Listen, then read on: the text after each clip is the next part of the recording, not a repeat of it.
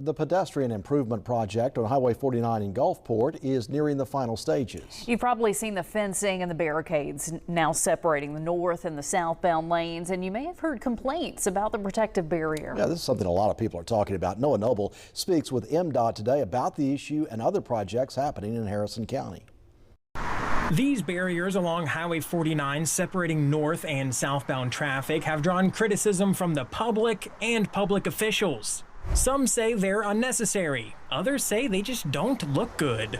But however you feel about them, MDOT says these barriers could very well save a life. This area represents one of the highest crash corridors in the state for pedestrians. Similar median fencing was erected on I-35 in Texas. Texas DOT was actually able to see pedestrian fatalities reduced by half in that area. The barriers are just one aspect of this $14.5 million pedestrian improvement project. Crews are currently working on new sidewalks and will soon add new technology to crosswalks. We expect this project to be complete sometime this fall. Further north on 49, the widening work between O'Neill and School Roads is seeing steady progress. MDOT says new southbound lanes have largely been paved and crews are now working northbound.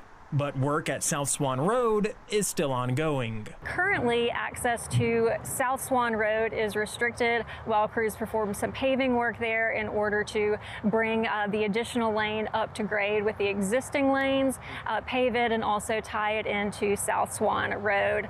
For now, we just ask for the public's patience on that project, and in about a week or two, access to South Swan Road should be restored. East of this, on State Route 67, crews there are transforming more than 40 intersections into restricted crossing U-turns. That $68 million project won't be complete until 2028. In Harrison County, Noah Noble, WLOX News Now.